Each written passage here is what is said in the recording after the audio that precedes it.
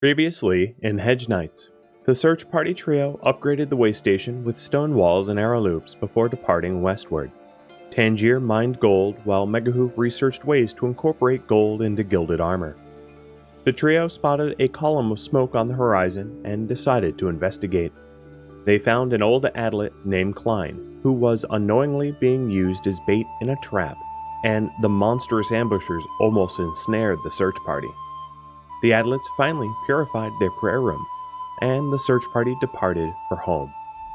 Episode 25 Reunion.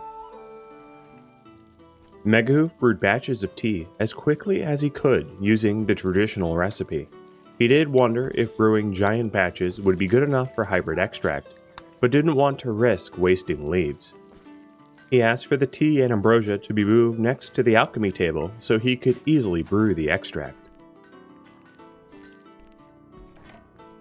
Megahoof noticed that some of the stored ambrosia appeared to be spoiling, so he sorted through all of the ambrosia to make sure that the soon-to-be spoiled ambrosia would be in the first batches of extract to avoid waste. He already brewed enough tea to distill 2 extracts, so much of the ambrosia could be spared from ruin. The Adlets yearned for a truly purified glade, and the cure for the glade was the extracts Megahoof brewed. They looked on in wonder as he heated liquids, captured vapors, and siphoned off mash and other solids. Watching Megahoof practice alchemy was almost like magic for the other Adlets. He was reviving a centuries-dead art right before their eyes. Dave proposed they return to the keep through the northern desert instead of trekking through the rugged terrain of the forest. He suspected they could make the trip more quickly because the exposure to pollution posed just as much of a threat to the caravan as the monsters did.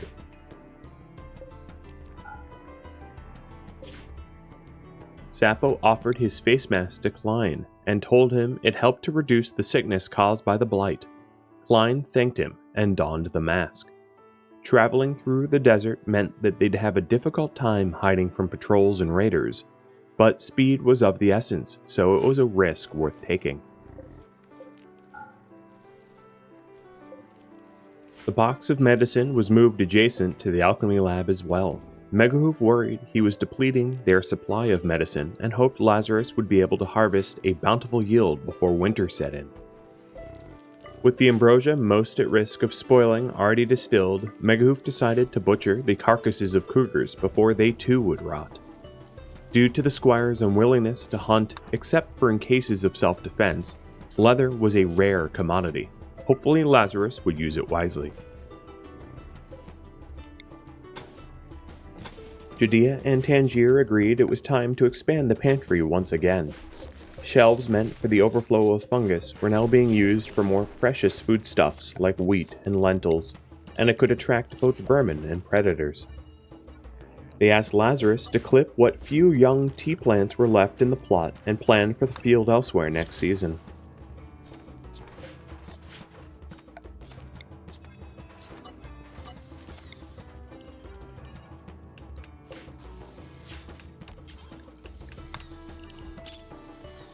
The masons got to work constructing sturdy walls to keep their food protected.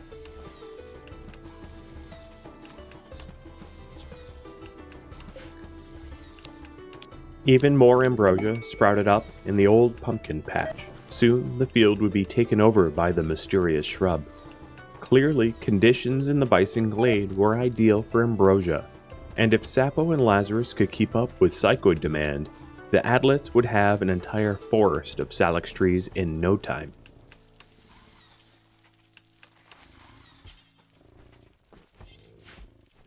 Megahoof was swamped with work and needed help brewing tea. He wished the other Adlets had any sort of aptitude, but sadly that was not the case. He wished Sapo would return soon, but not just to help with cooking and brewing. He worried about the caravan. Soon they'd be overdue, but also knew that he needed to put on a brave face so as to not worry the others. Maybe once Sapo was home, he could help teach either Bash or Shellbell cooking, as Megahoof barely grasped the skills himself. Madzi noticed the harvest moon cresting in the night sky and knew it signaled the first of autumn. The search party was late. She knew firsthand how travel in the Rise of Forest was complicated, and likely the trio were just waylaid. But it was also full of dangers, giant castles belching pollution and monsters, roads heavily patrolled, ruins full of monsters, and soil that would eventually kill you. The world was a dark place outside the slate-colored keep, and she had endured some of the worst it had to offer. As morning came, the Adlets shared their worries about the trio being late, but Megahoof reassured them that the 1st of autumn was a goal, not a deadline. Nobody knew how difficult it would be to travel into the heart of the Rise of Forest. Taking more than a season wasn't unreasonable for a round trip. Despite the delay being logical, logic did little to quell fears. The fears of the Adlets in the keep were well founded, and Dave's prediction that the lack of cover in the desert might attract monster ambushes came true. Thankfully, the ambushers were swarmed by giant hornets, much like they were when the trio rescued Klein. The Adlets knew to avoid the hornets to be left alone, and Dave found it strange that the monsters didn't use the same tactic. The trio fired upon the ambushers and told Klein to head back, despite his initial inclination to face the ambushers head-on. The ambushers were gravely wounded, and the trio knew victory was just moments away.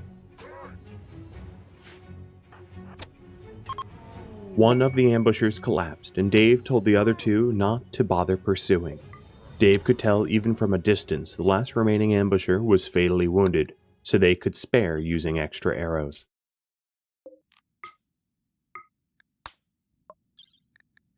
They contemplated packing up the ambusher's food or mask for their own use, but realized both the food and mask could be tainted, and bringing it with them wasn't worth the risk.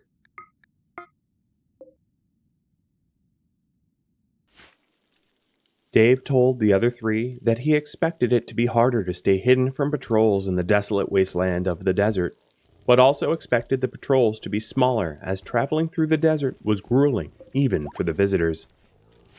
It was important to press on as quickly as they could, sparing as little time for rest as possible. Their exposure to pollution grew with every passing moment spent outside the pure bison glade, and he secretly worried to himself they'd all succumb to its effects before making the journey home. He wished they had more food to allow them to recover in the way station, but they didn't, and starving to death in the way station was no better a fate.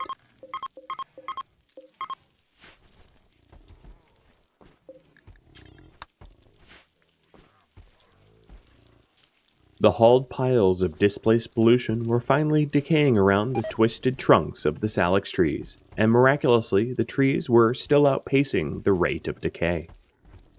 Wide swaths of the inner grounds of the curtain wall were not only pure, but dormant lichen, grasses, and moss grew, filling in the previously barren soil.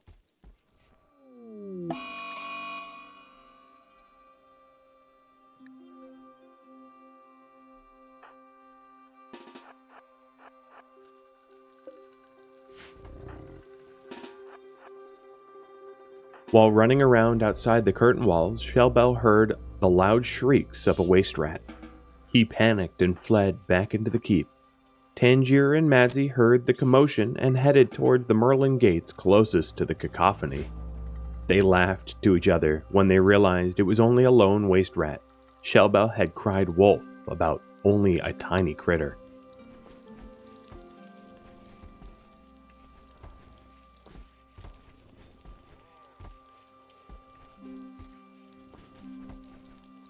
The final gathering of garlic, lentils, and onions left an abundance of food in the main farm. Luckily, the expanded pantry was ready to store the excess bunker crop.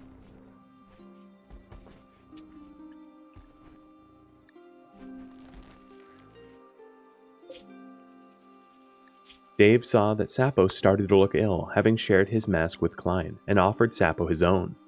Dave laughed with Sapo that they really should have packed extra clothing. Neither of them realized how much wear and tear would be caused traveling through the dense forest.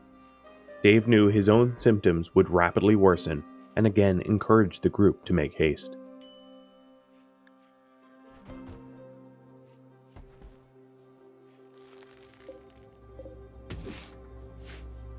While harvesting heelroot, Lazarus noticed the ambrosia was also ripe.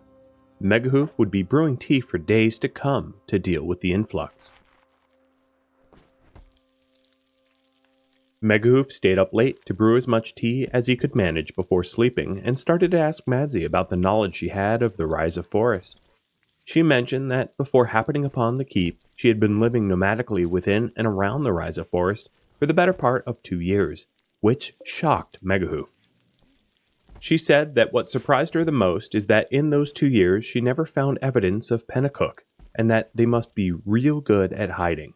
She told Megahoof that she had seen other adlets in her travels, but only ever 1 or 2 at a time, and never thought it was worth risking her safety trying to make contact with them, in case they weren't good people. She said she only felt comfortable approaching the keep because it looked like a welcoming community, and not one that would imprison her or worse. She was starting to get tired and bid Megahoof good night. Megahoof told her he'd love to hear more of her stories sometime soon.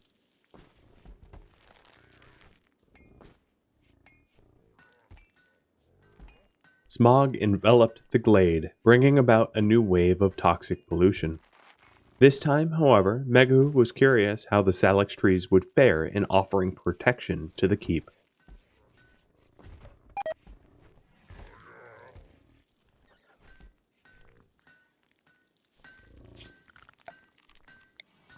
Megahoof hoped that with enough extract and relocated trees, he could surround the keep with trees and create a self-cleaning perimeter, and free the adlets from ever having to scrub floors and walls ever again. This dream drove him to push through the mind-numbing toil of brewing tea. He knew he was fighting for a brighter and greener future for his child and all the future children of the glade.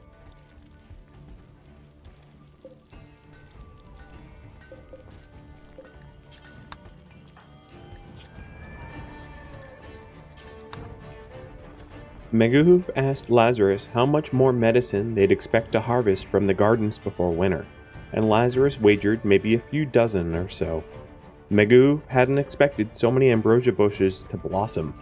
They appeared at a far greater rate than ever before, likely due to the presence of additional salix trees. He told Lazarus it might be time to consider planting even more medicine if they were to continue distilling as much extract as they had ambrosia.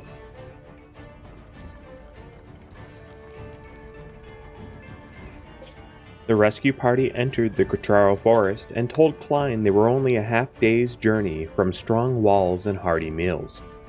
Their health was already flagging, but with so little distance left to cover, Dave felt certain they'd make it home. Klein asked about the keep, and Sappo regaled him with a story of how the squires left the coastal island in search for a way to live deeper inland. He shared their story of fighting against the encroaching pollution, and finally managing to use special trees to keep their home clean and purified. He explained Meghoof's vision for a return to the golden age of progress and culture, and how he had smuggled seeds from an ancient lab to grow gardens full of long-lost crops. Everything seemed far too unbelievable for Klein to comprehend. He simply couldn't understand how such a community could stand against the monsters boldly instead of hiding in caves. Klein then asked what the cost would be, and Sappo wasn't sure he even understood the question. Dave chimed in and explained that he could help in whatever way he wished, or even not at all. There was no expected payment for shelter and food. Dave told him that unlike Pennacook, which carefully tracked and tallied work, labor, and production, the adlets of the keep were more like a commune than a city. Through clever ingenuity, the community had an overabundance of clothing and food, so basic needs were met for free. Dave collapsed mid-sentence, and Sappo rushed to his aid. He had been dangerously overexposed to pollution and lost consciousness. Sappo was angry at himself for having missed the obvious signs, but Dave had done his best to mask the symptoms, to encourage the members to push on, rather than make a temporary camp somewhere out in the wilderness. Sappo tethered Dave on top of Mojo and grabbed the reins of both bison and urged Arauco and Klein to move as fast as they were able. They were just moments away from returning home.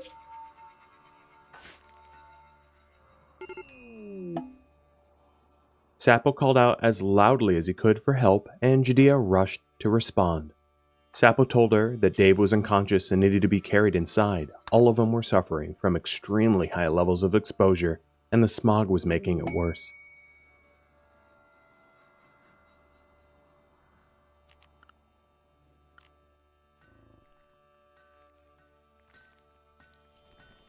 Arauco and Sapo attempted to lead the bison to the southern pen, while Klein surprised the other adlets who, despite the search party's purpose, hadn't expected to see someone new. After brief introductions, Klein tried to explain that they were all badly sick and someone else was out carrying Dave back to the shelter. Klein's condition left him slurring his words, making it difficult for the others to understand. Sapo and Arauco were barely able to pen the bison. High levels of exposure rattles the mind and makes concentration very difficult. Lazarus realized the bison wranglers were in need of help and told them he'd manage, so they could rest. Magoof showed Klein where he could wear new clothes that hadn't been tattered or badly contaminated, and also offered him a bed to rest, and figured he'd get the rest of the story once the four had a chance to recuperate.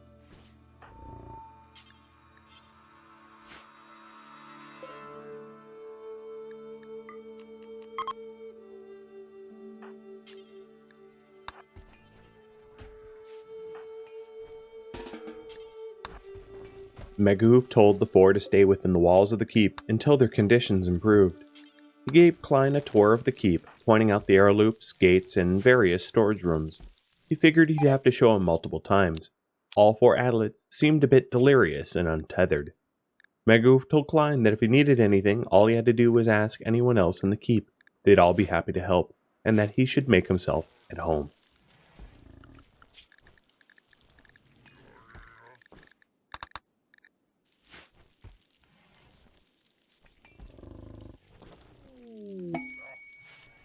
Madsy noticed Klein trying to make himself a new garment and asked if he knew what he was doing.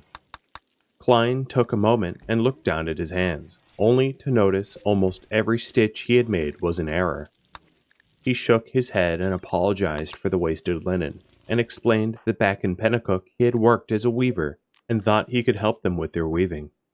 Judea patted Klein on his back and told him not to worry. He was just sick, and his focus and skill would return to him within a few days' rest.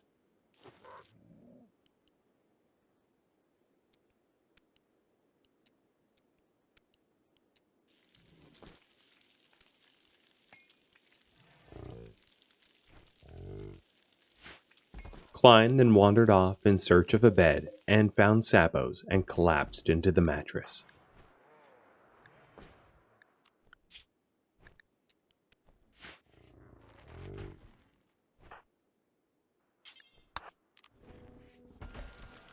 Sapo decided in his sickly stupor that sleeping in the pantry was a good idea instead of unfurling a bedroll. He dozed off next to the garlic, enjoying their pungent aroma, which was able to overpower the stench of smog. Judea burst out laughing, having seen Sapo with heads of garlic pressed up against his face, asleep in the pantry. She fetched some timber from the stockpile and quickly fashioned him an adequate bed. Once she was finished, she poked Sapo and reminded him that beds might be a bit more comfortable than the pantry floor.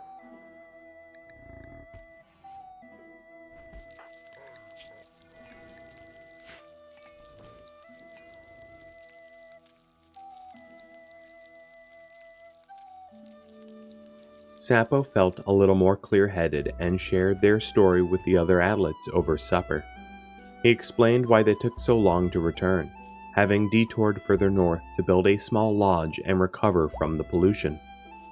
He apologized for not being able to denote on a map where the way station actually was, but said that Dave likely knew and could chronicle their trek on a map once he was better.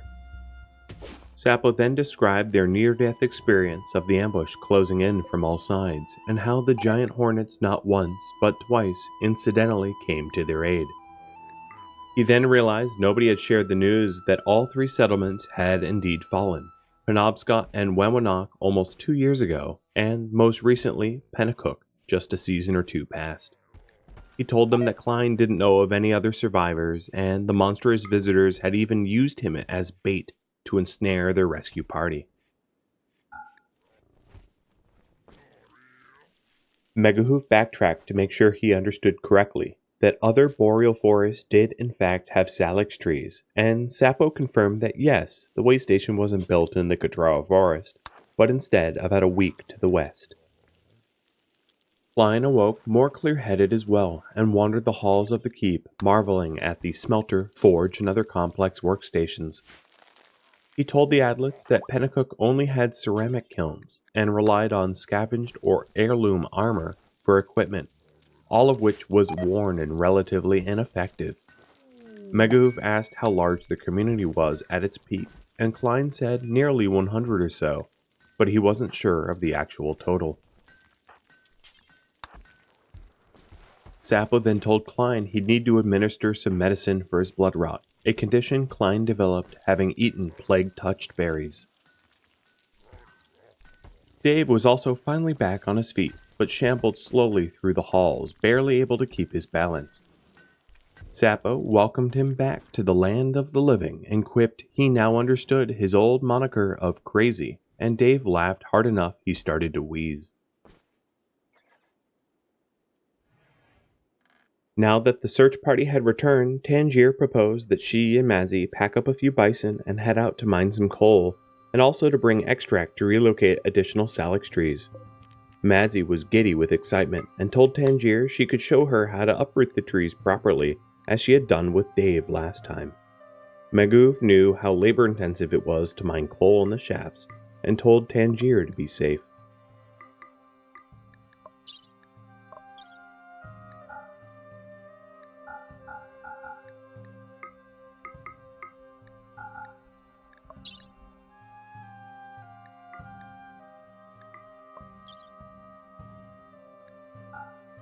The duo packed for a short trip, and Tangier thought she'd try heading north to see if there was any particularly rich veins of coal towards the desert.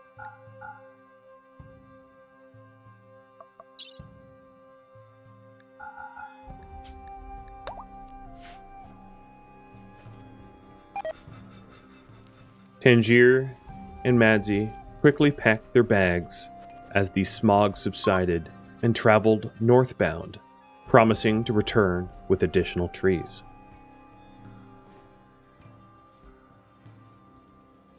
Klein inquired about the purpose of the trek, and Megahoof explained that the salix trees absorbed pollution through an expansive network of roots, and could be uprooted and replanted if they were treated with a specially concocted extract.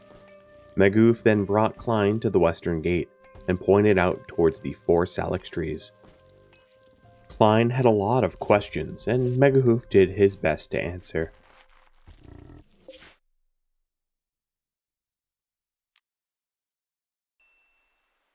Madzi spotted a tiny clearing next to a river and suggested to Tangier that they make camp.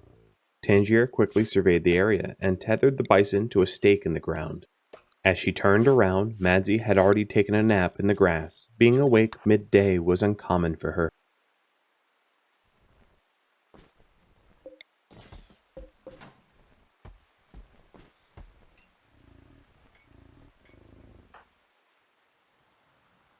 Tangier laid out bedrolls and tucked Madzi in.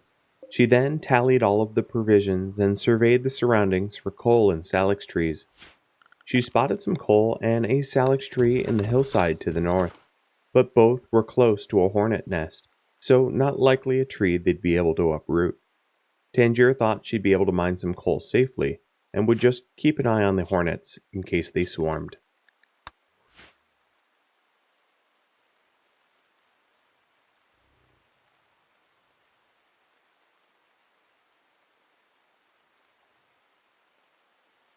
Tangier spotted other salix trees, and they were also closely guarded by hornets as well. This glade was a bust. As soon as Madzi awoke, they'd venture out somewhere elsewhere in search of safer glades.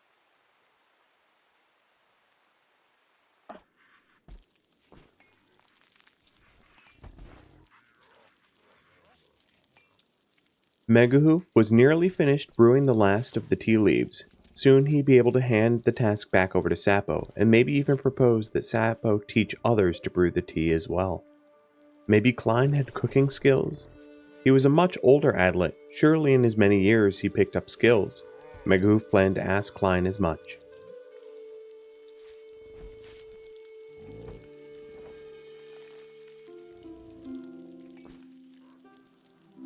Tangier decided to get some shut-eye instead of mine more coal so close to the swarming hornets. She returned to her bedroll and tried to ignore the pitter-patter of rain upon her head, something Madzi seemed to do so well. Thank you for tuning in to Hedge Knights episode 25 Reunion. If you'd like to support me as a content creator, please consider liking, subscribing, and sharing this content with your friends. If you would like to join my gaming community, a link to Discord can be found in the description of this video. If you would like to support me more directly, a link to Patreon can be found there as well. Thank you so very much for watching, and a special thank you to my Patreon patrons, Twitch subscribers, and viewers like you that support the channel and made it all the way to the credits. Thank you so very much. I'll catch you in next episode. Farewell.